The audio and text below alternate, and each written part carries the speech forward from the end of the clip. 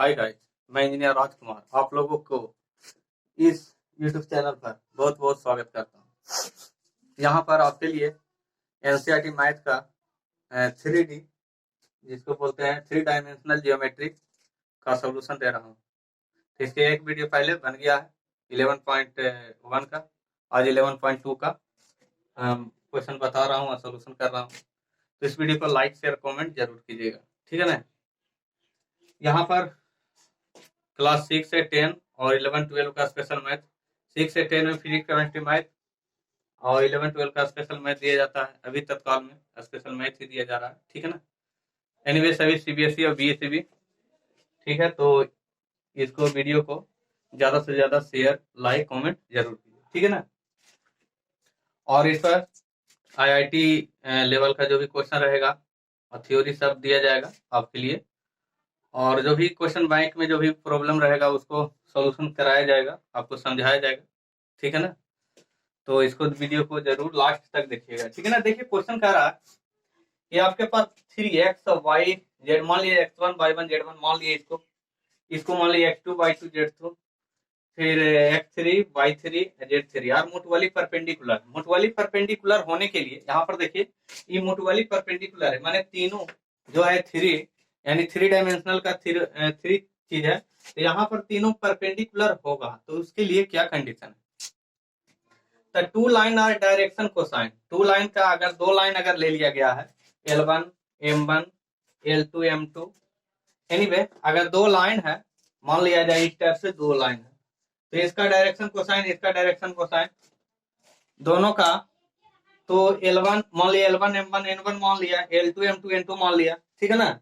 तो L1 L2 M1 M2 और N1 N2 सभी का मल्टीप्लीकेशन का एडिशन इज इक्वल टू 0 होता है, ठीक है ना, इज इक्वल टू 0 होता है।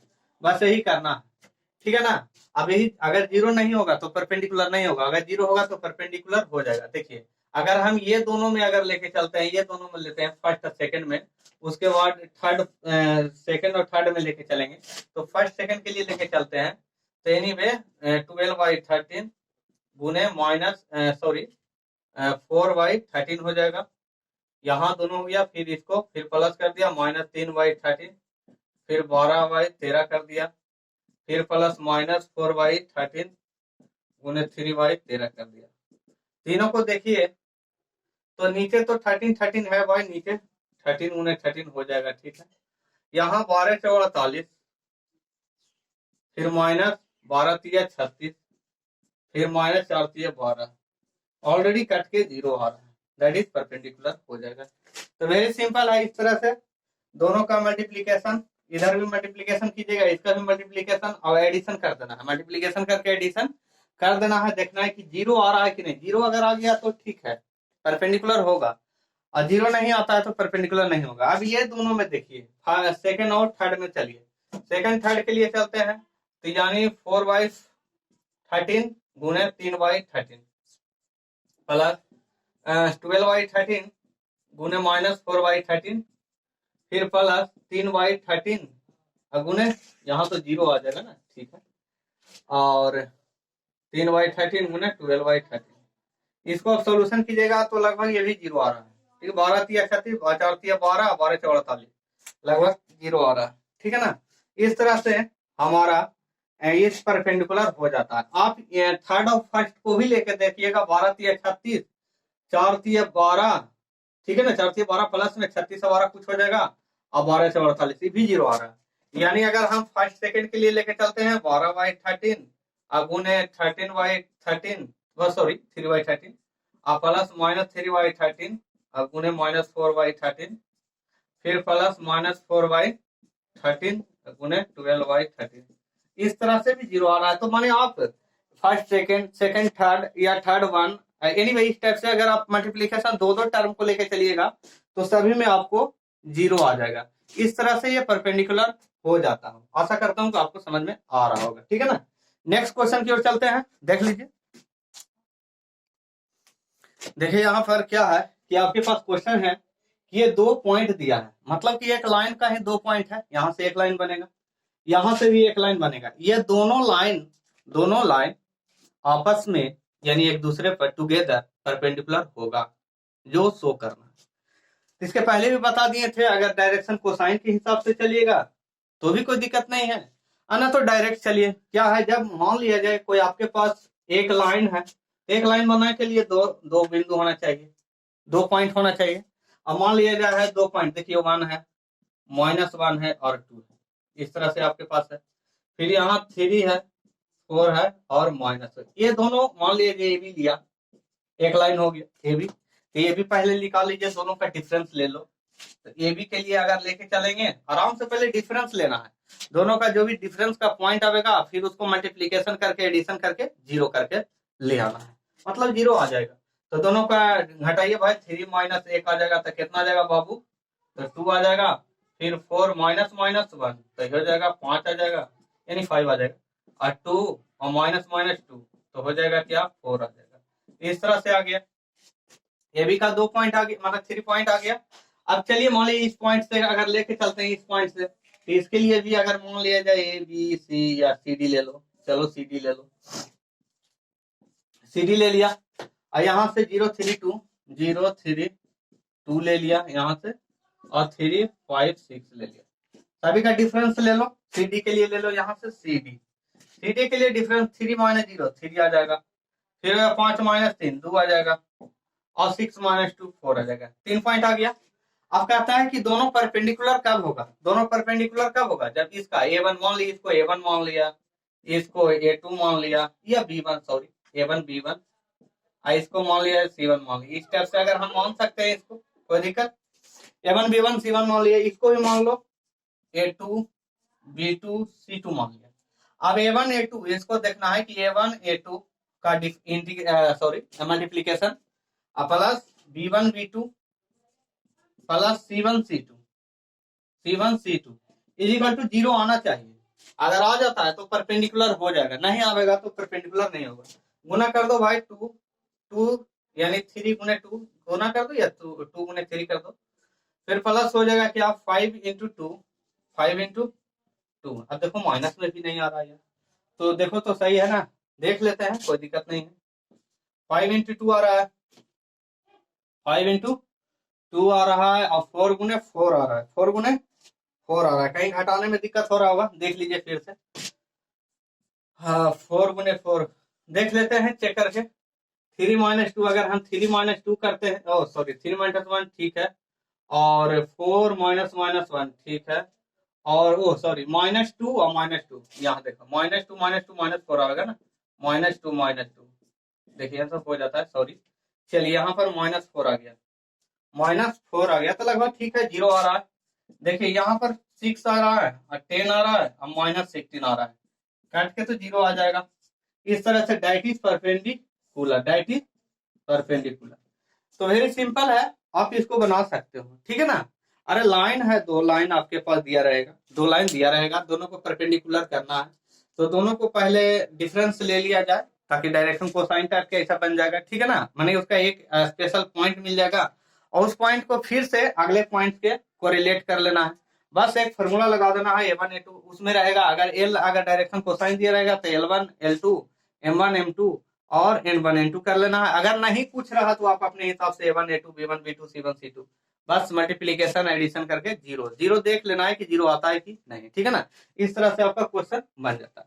चलिए नेक्स्ट क्वेश्चन की ओर चलते हैं। देखिए क्वेश्चन, इस वीडियो को 2-4 बार जरूर देखिएगा, ठीक है ना, ताकि आपको अच्छी तरीका से आपको समझ में आ जाए, और प्रैक्टिस तो जरूर कीजिए, ठीक है ना। देखिए क्वेश्चन मैं पूरा लिख नहीं रहा हूँ, आप क्वेश्चन किताब से देख सकते हो, ठीक है ना, और उसके समझ के आपको देख लीजिए, ठीक है ना। नेक्स्ट देखिए यहाँ पर क्या है कि आपके पास क्वेश्चन नंबर 3 है, सो पैरेलल लाइन, यानी 2 लाइन आपके पास दिया रहेगा, या 3 लाइन, या जितना भी दिया रहेगा, तो आपके पास यहाँ पर क्वेश्चन नंबर 3 का ए और बी मान लिया जाए, कोई एक लाइन है जिसका 4 7 8 2 3 4 दिया है। दूसरा हम सी डी माने हैं सेकंड को, -1 -2 1 1 2 5। दोनों का पैरेलल होने के लिए कंडीशन है कि A1/A2 = B1/B2 = C1/C2 होना चाहिए, ठीक है ना। अगर ये नहीं होता है इक्वल, अगर 3 टाइप्स अगर तीनों इक्वल अगर नहीं होता है, तो ये पैरेलल नहीं होगा, ये पैरेलल नहीं होगा। तो देखिए क्या करना है, सबसे पहले वही ए बी निकालना है, ए बी निकालने तो डिफरेंस करके आया 2 - 4, 3 minus 7 4 minus 8 minus 2 minus 4 minus 4 इस तरह से आया। फिर सेकंड को सीधे निकाला 1, फिर वैसी तो 1 प्लस 1 हो जाएगा, 2 प्लस 2 हो जाएगा, मैंने घटाए हैं तो प्लस में आया है। अब 5 माइनस 1 था 2 4 4 आया। इस तरह के दोनों का रेशियो ले लो। देखो ये यहाँ -2/2 -4/4 -4/4 तीनों का रेशियो लिया तो कट गया। देखिए सेम कटा है, यानी 1 मरतबे सब में कटा है, ठीक है ना। तो तीनों इक्वल हो जाता है। इस तरह से ये दोनों लाइन आपस में पैरेलल हो जाता है। वेरी सिंपल है, बस थोड़ा सा माइंडेड, मैंने इसमें कुछ लगाना भी नहीं है, माइंड भी नहीं लगाना। मैंने तो गलती बोल दिया कि माइंड भी लगाना है, बस थोड़ा सा समझना है। बस फार्मूला जो भी है उसके पहले बताया था A1 A2 B1 B2 C1 C2 that is perpendicular. और यहाँ पर पैरेलल है तो A1 बटे A2 B1 बटे B2 C1 बटे C2 तीनों इक्वल हो जाएगा। तो बस दो चीज आपको याद रखना है, ठीक है ना। बस इस तरह से परपेंडिकुलर और पैरेलल लाइन हो जाएगा। नेक्स्ट चलते हैं। देखिए यहाँ पर आपके लिए क्वेश्चन है, क्वेश्चन नंबर 4। पॉइंट आपका दिया गया है, पॉइंट आपका दिया गया है 1 2 3 और पैरेलल करना है वेक्टर इतना का। तो इक्वेशन लिखना है, फाइंड इक्वेशन, फाइंड इक्वेशन। अब इक्वेशन हमको लिखना है तो क्या करना है, सबसे बड़ी बात है जब ये वेक्टर है, वेक्टर के फॉर्म में है, तो पहले एक जो भी आपका पॉइंट दिया रहेगा इसको भी आपको वेक्टर के फॉर्म में ही लिखना पड़ेगा, ठीक है ना। देखिए जब दोनों एक ही कास्ट का होगा तब ना कुछ काम होगा, अब डिफरेंट डिफरेंट कास्ट का होगा तो कैसे काम चलेगा, ठीक है ना। किसी पर्सनली नहीं बोल रहा हूँ, बस ऐसा ही समझा रहा हूँ कि मैंने एक ही टाइप का होना चाहिए, ठीक है ना। तो 1 2 3 को हम वेक्टर के फॉर्म में लिखेंगे। इसको क्या लिख सकते हैं, 1i तो i लिख सकते हैं, 2j लिख सकते हैं, 2j लिख सकते हैं और 3k लिख सकते हैं। हम इसको वेक्टर के फॉर्म में लिख दिया। एंड दूसरा वेक्टर तो है ही, यहाँ पर वेक्टर है 3i 2j और -2 इस टाइप से। अब इसको इक्वेशन लिखना। इक्वेशन के लिए होता है, जब हम इक्वेशन लिखेंगे तो होता है कि मान लीजिए a vector plus lambda into B vector, मतलब ऐसा होता है, ठीक है ना। ऐसा ही होता है, ऐसा ही होता है। तो A vector lambda B vector. अब सर पूछेगा ए वेक्टर क्या हुआ सर बी वेक्टर, तो आपको ए वेक्टर को एक ले लो, इसको ले लो, सेकंड वेक्टर को इसको ले लिया। अगर आपके पास जैसा क्वेश्चन रहेगा उसके हिसाब से आप लिख सकते हो, कोई दिक्कत नहीं है, बस कोई दिक्कत नहीं है, ठीक है ना। अब लेमडा क्या है सर, लेमडा बोलने का मतलब है कि लेमडा टाइप, मतलब उतना टाइम आगे बढ़ सकता है। लेमडा का कुछ वैल्यू निकालने के लिए उस इक्वेशन का वैल्यू रहेगा, ठीक है ना। तो आप दोनों को सोल्यूशन कीजिएगा तो लेमडा का वैल्यू आ जाएगा, तो कोई दिक्कत नहीं। यहाँ पर ऐसा कुछ नहीं है, बट इक्वेशन लिखना है। तो ए वेक्टर को लिख सकते हैं i 2j 3k लिख दिया प्लस लेमडा लिख दिया। बी वेक्टर लिख दिया 3i 2j लिख दिया 2k लिख दिया। इस टाइप से हमारा इक्वेशन हो जाता है, ठीक है ना। नेक्स्ट चलते हैं। देखिए यहाँ पर आपके पास क्वेश्चन है, क्वेश्चन नंबर 5। पोजीशन वेक्टर दिया गया है आपका, डायरेक्शन दे दिया है, डायरेक्शन वेक्टर। मतलब इसको मान लिया ए वेक्टर मान लिया, टोटली को बी वेक्टर मान लिया था। इसका लाइन का equation of line, line of equation of line लिख लीजिए, इक्वेशन ऑफ लाइन। या और वेक्टर के लिए लिख सकते हो तो A vector plus lambda into B vector, अभी हम जस्ट बताए, ठीक है ना। इसको और वेक्टर मान लिया जाए, और वेक्टर को भी हम मानते हैं, कुछ मान लिया जाए, क्या मान ले, कुछ भी ए आई मान लो, ठीक है ना, कुछ भी मान लो। क्या मान सकते हैं, ए आई के हिसाब से भी मान सकते हो या कुछ भी मान लो। चलो एक्स के हिसाब से मान लो, एक्स आई minus y j plus Z के। आप बोलिएगा सर अल्टरनेटिव माइनस प्लस ले लिए, आप अपने हिसाब से ले सकते हो, कोई दिक्कत नहीं है। यहाँ पर तो माइनस प्लस कुछ भी ले सकते हो, ठीक है ना। इसका इक्वेशन हो जाएगा 2i minus j plus 4k, कितना हो जाएगा plus lambda into B vector लिख लो i 2j माइनस के। अब एक इक्वेशन इसको माना, एक इक्वेशन इसको माना, दो इक्वेशन दोनों को कोरिलेट कर दीजिए, माने इक्वेट कर दीजिए, माने इक्वल कर दो। तो आर वेक्टर की जगह पर x i plus sorry minus y j plus 2k लिख दो, लिख लिया यहाँ पर, is equal to 2i minus j plus 4k plus lambda into i 2j minus k. इस तरह से, ठीक है। अब यहाँ से देखिए x के i वाला को टर्म में i के हिसाब से लिखना है, j वाला को j के हिसाब से लिखना है, और k वाला को k के। अब देखिए x है, मान लीजिए हम आपको x एक बता देते हैं, i वाला को x लिया, x इक्वल टू 2 लिखा गया, यहाँ i से खत्म तो लेमडा हो जाएगा। तो यहाँ लिख सकते हैं x माइनस 2 बराबर लेमडा, ठीक है ना, इक्वल टू, नीचे नहीं तो कुछ नहीं तो 1 है, तो एक इक्वेशन हो गया। सभी को लेमडा की इक्वल करना है। इसी टाइप से यहाँ पर लिखना है माइनस वाई वाला जे के हिसाब से, फिर माइनस वाई हो गया, यहाँ पर माइनस इक्वल टू माइनस 1 हो गया प्लस 2 लेमडा हो गया, तो इधर हो जाएगा तो 1 प्लस वाई हो जाएगा बाई 2 इक्वल टू लेमडा हो जाएगा। इस तरह से हो गया। और इस तरह से लिख सकते हो, इस तरह से क्या लिख सकते हो, के लिए लिख सकते हो तो 2 आ जाएगा, 2 इक्वल टू यहाँ 4 लिखा देगा आप, और माइनस लेमडा ले लो, माइनस है यहाँ एक्स वाई जेड है, सॉरी यहाँ जेड है, तो जेड जेड माइनस 4 कर दो, या 4 माइनस जेड कर दो, 4 माइनस जेड और वाई 1 इक्वल टू लेमडा, तीनों को इक्वेट कर दीजिए तो आ जाएगा x minus 2 by 1 is equal to y plus by 2, y plus 1 by 2 is equal to 4 minus z by 1। इस तरह से हमारा आ जाता है, ठीक है ना, तो फाइंड इक्वेशन बन जाता है। तो इस टाइप से हम लोग बना लेते हैं। तो वेरी सिंपल है, क्या किया बाबू, दो को तो आपको दे दिया वेक्टर, दोनों को आप इक्वेशन ले लिया, इक्वेशन लेने के बाद एक पोजीशन वेक्टर मान लिया जाए कुछ भी ऐसा, एक्स आई minus y j plus Z के हिसाब से, आप प्लस में भी ले सकते हो, कोई दिक्कत नहीं है, प्लस में लीजिएगा तो प्लस में आएगा, कहीं ना कहीं चेंज रहेगा, ठीक है ना। बस बाकी मैंने लेमडा का वैल्यू निकाल देना है, तीनों मैंने इक्वेट करके कोरिलेट करके लेमडा का वैल्यू निकाल के, और बस इसी को इक्वल कर देना है, ठीक है ना, बस वैल्यू आ जाएगा, ठीक है ना। नेक्स्ट क्वेश्चन की ओर चलते हैं। देखिए आपके पास क्वेश्चन है x माइनस 5, क्वेश्चन नंबर 7 देख लीजिएगा, ठीक है ना, x माइनस 5 बटे 3 y माइनस 4 बटे 7 z minus 6 equal two by 2, sorry. इस तरह से राइट वेक्टर इक्वेशन आपको लिखना है। वेक्टर इक्वेशन लिखना है तो क्या करना है, अगर हम मान लिया जाए कुछ भी, अगर यहाँ पर अगर लेमडा मानते हैं, मान लिया जाए लेमडा मानते हैं, तो इक्वेशन हो जाएगा 3 lambda x minus 5 equal to 3 lambda, तो x इक्वल टू कितना आ जाएगा 3 लेमडा प्लस 5 आ जाएगा। इस तरह से लिख सकते हो, ठीक है ना। अगर और भी लिखते हो तो y equal to 7 lambda plus 4 आ जाएगा, फिर z इक्वल टू जेड हाँ 2 लेमडा है ना, 3 7 2, हाँ 2 होगा, 2 लेमडा प्लस 6 हो जाएगा। इस तरह से हम लोग लिख सकते हैं।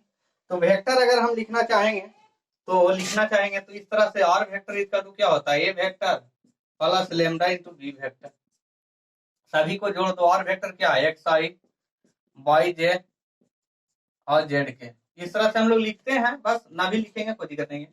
ए वेक्टर को क्या लिख सकते हैं, यहाँ पर लेमडा इक्वल टू क्या हो जाएगा, एक्स इक्वल टू तो 3 लेमडा प्लस 5 लिख सकते हैं, फिर हो जाएगा 7 लेमडा प्लस 4 लिख सकते हैं, और प्लस 2 लेमडा प्लस 6 लिख सकते हैं। अब देखिए लेमडा का टर्म है तो लेमडा तो बाहर आ जाएगा, अब 5 4 6 आ रहा है, यहाँ भी 5 4 6 आ रहा है, तो 5 को लिख सकते हैं 5 आई, सभी में आई, यहाँ पर आई लिख लो, यहाँ पर जे लिख लो, यहाँ पर के लिख लो, अब तो ठीक है। तो 5 आई हो जाएगा, 4 जे हो जाएगा और 6 के हो जाएगा, इतना हो गया, 5 आई 4 जे 6 के लिए लिया, ठीक है ना।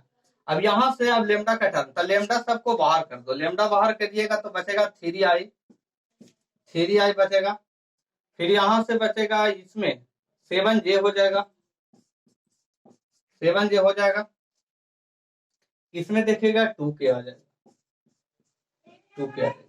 इस तरह से हमारा इक्वेशन हो जाता। तो वेरी सिंपल है, कुछ है नहीं इसमें, ठीक है ना, बट इसको लेमडा मान लिया जाए, आप लेमडा भी मान सकते हो या कुछ भी मान सकते हो, कोई दिक्कत नहीं, बट ऐसा इक्वेशन होता है, इसके हिसाब से हम लेमडा माने हैं, ठीक है ना, और कोई बड़ी बात नहीं है। बट सभी को इक्वेट कर देना, आई जे के टर्म में लिखना है, इधर भी आई जे के टर्म है, इधर भी आई जे के टर्म है, तो लेमडा आई के हिसाब से लिखना है, 3 लेमडा आई हो जाएगा अलग, 7 लेमडा आई जे हो जाएगा अलग, 2 लेमडा के हो जाएगा अलग, लेमडा वाला के टर्म को इधर लेमडा इक्वल मतलब कॉमन लेके आगे बढ़ जाना है, और बाकी चीज आई जे के टर्म में इधर लिखना है, बस इस तरह से इक्वेशन इसके पहले ही पढ़े। तो स्टार इधर से इधर हम गए थे, इधर से इधर जाना है, बस लौटना है और क्या, ठीक है ना। तो वेरी सिंपल है, समझ में आ गया होगा। नेक्स्ट चलते हैं। देखिए यहाँ पर क्या है, क्वेश्चन नंबर 10 का रहा है कि फाइंड एंगल।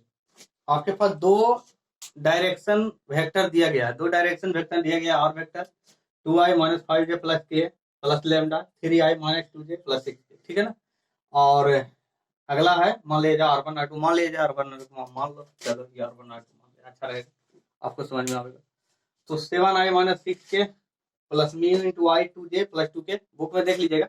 इस तरह से आप इसको मान ले, इसको मान लीजिए B1, इसको मान लीजिए B2, पता है ना लेमडा B1 लेमडा B2, तो B1 B2 मान लिया जाए। अब देखिए यहाँ आपको एंगल निकाला था cos alpha equal to B1 B2 का डाउट, B1 B2 का डाउट, और बटा B1 cos में रहेगा तो डाउट रहेगा बाबू, cos में रहेगा तो डाउट, अगर क्रॉस लीजिएगा तो साइन हो जाएगा।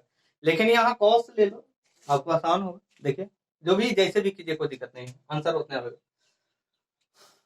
देखिए अगर दोनों का डाउट लीजिएगा तो आई डाउट आई क्या होता है, दोनों के बीच के एंगल जीरो cos जीरो बना जाता है, तो और नहीं तो उसमें वैल्यू आ जाएगा, ठीक है ना। तो इस वजह से आसान है, इसलिए cos लिया। इस तरह से दोनों का डाउट लिया, बाकी दोनों का मैग्नीट्यूड निकाल दिया। तो दोनों का डाउट ले लो, पहले मैग्नीट्यूड निकाल लो। चलो B1 का मैग्नीट्यूड अगर हम निकालना चाहेंगे तो B1 का मैग्नीट्यूड के लिए क्या हो जाएगा, अंडर रूट में 3, 3 3 9, 2 2 4 और 6 36, 9 4 13, 6 3 9 हो जाएगा और 3 1 4 हो जाएगा, ठीक है ना, यानी लगभग 7 आ जाएगा। उसी टाइप से B2 का हो जाएगा, मोड निकाल लीजिए, 1 हो जाएगा, 4 हो जाएगा, 4 हो जाएगा, 4 4 8 1 9 हो जाएगा, यानी 3 आ जाएगा। तो वेरी सिंपल है, तो मैग्नीट्यूड निकालने आता होगा कि सभी का स्क्वायर करके अंडर रूट कर देना है, मैग्नीट्यूड निकल जाएगा। अब इसमें चलिए इस फार्मूला के हिसाब से चलते हैं, दोनों का गुना करते हैं, दोनों को डाउट लेते हैं। आई डाउट आई 1 होता है, cos 0 1, तो आई 3 गुने 1 यानी 3 आ जाएगा, फिर प्लस माइनस जो भी आ जाए, 2 2 4 माइनस में देखें तो माइनस 4 हो जाएगा, फिर देखें 6 6 दूनी 12 हो जाएगा, अब बटे 7 गुने 3 आ जाएगा, 4 कितना आ जाएगा, 12 3 15, 15 में से 4 गया 11, यानी 11 यानी 11/27 है। इस तरह से हमारा, अभी देखिए यहाँ से cos मान लिया अल्फा हम माने हैं, एंगल कोई भी हम अल्फा माने हैं, अल्फा बीटा गामा कुछ भी मान सकते हो, एबीसी कुछ भी, तो अल्फा माने हैं तो 11/21 आ जाएगा। तो यहाँ से अल्फा इक्वल टू क्या हो जाएगा, cos इनवर्स हो जाएगा 11/21। तो वेरी सिंपल है, अगर आप मैग्नीट्यूड निकाल लिए होंगे तो सही बात है, देख लीजिए इस टाइप से आपका क्वेश्चन बन जाता है, ठीक है ना। ठीक है, देख लीजिए कहीं तो सही होना चाहिए, सही होना चाहिए, सही होना चाहिए। क्वेश्चन सही है ना जी, क्वेश्चन सही है तो सही होगा। देखिए 3 2 6 देख लेते हैं, देखिए सही है, ठीक है ना। बट जैसा क्वेश्चन है, क्वेश्चन में -2 है, इसके हिसाब से सही है। अगर यहाँ +2 रहता तो यहाँ एडिशन में अच्छी हो जाता, ठीक है ना, यहाँ जो डाउट है प्लस हो जाता है 19 हो जाता है, इस तरह से हो जाता है, ठीक है ना। चलिए नेक्स्ट क्वेश्चन की ओर चलते हैं, सही है। देखिए यहाँ पर आपके लिए क्वेश्चन है, ये x-2/2 y-1/5 z+3y-3 and x+2y-1 y-4/8 z-5/4, इस तरह से क्वेश्चन नंबर 11 का पहला है, ठीक है ना, फर्स्ट नंबर। तो आप इसको बना सकते हैं। देखिए जो न्यूमरेटर बाई डिनोमिनेटर होता है, ऊपर में न्यूमरेटर नीचे होता है डिनोमिनेटर, जो डिनोमिनेटर का टर्म इसको मान लिया B1 मान लिया, सभी में इसको मान लिया B2 मान लिया, ठीक है ना। अब इसका सभी का मैग्नीट्यूड निकाल दो, पहले मैग्नीट्यूड निकालना है तो निकाल लीजिए, मैग्नीट्यूड निकाल लो। तो तब B1 का मैग्नीट्यूड कितना हो जाएगा, 2 दूनी 4 25 और 3 3 9, ठीक है, जो भी आ जाएगा 9 4 13, तो ऐसा कर दो 29 और 9 38, लगभग 38 आ जाएगा। और यहाँ पर करेगा तब B2 का मैग्नीट्यूड निकाल लो, तो आ जाएगा 1 8 8 64 416, तो हो जाएगा 65 और 16 कितना हो जाएगा 6 5 11 और 6 1 7, 6 5 11 6 7 1 8, इसका भी 9 आ जाएगा, यानी हासिल आ जाता है, इसका रूट 9 आ जाएगा, ठीक है ना। इस तरह से हम लोग मैग्नीट्यूड निकालते हैं। अब देखिए यहाँ पर जब दोनों का मैग्नीट्यूड निकाल दिया तो मान लिया जाए कोई अल्फा मान लिया जाए, तो यहाँ cos अल्फा मान लिया जाए, थोड़ा स्याही घट रहा है, जरा देख लेते हैं। हाँ, यहाँ पर देखिए हम B1 को फिर से लिख दिए हैं 2i 5j माइनस 3 के, B2 को लिख दिया -i 8j, इस तरह से लिख दिए हैं और 4 के, ठीक है ना। तो B1 B2 हो गया, जो भी डिनोमिनेटर में रहेगा उसी को B1 और B2 मानेंगे, ठीक है ना। अब दोनों का मैग्नीट्यूड निकाल लिया, फिर से थोड़ा सा लाइटेड हो गया, ठीक है ना, अब पता चल रहा होगा। अब यहाँ से कॉस अल्फा बराबर होता है B1 vector B2 vector mode of magnitude of B1 vector magnitude of B2 vector का टोटल का मोड लगा दिया, सभी का दोनों का डॉट लिया तो -1 यानी -2, और 5 इंटू 8 8 पर से 40 हो जाएगा, और 3 इंटू 4 यानी माइनस में है तो -12, दोनों का घटाएंगे 26 आ जाएगा, और बाई 9 रूट 38। इस तरह से अल्फा इक्वल कॉस इनवर्स 26/9 38 का रूट हो जाता है। तो इस तरह से हमारा क्वेश्चन नंबर 11 का फर्स्ट बन जाता है। चलिए नेक्स्ट चलते हैं। देखिए क्वेश्चन आपके पास question number 12, find the value of P है, ठीक है ना। इक्वेशन में जैसे 1 - x/3 है, 7 y - 14/2p है, z - 3/2 है, 7 माइनस देखिए 1 - x, तो 1 - x भी हो जाएगा या x - 1 कैसे भी जिस तरह से कर दो। तो मैंने हो सकता है x - 1 किया है, चलो -3 ले लिया, तो x - 1 लिया तो -3, यहाँ 7 है, 7 कॉमन है तो 2/7 आ जाएगा, यहाँ तो कुछ नहीं है तो z यानी 2 आ जाएगा, ठीक है 2 हो जाएगा।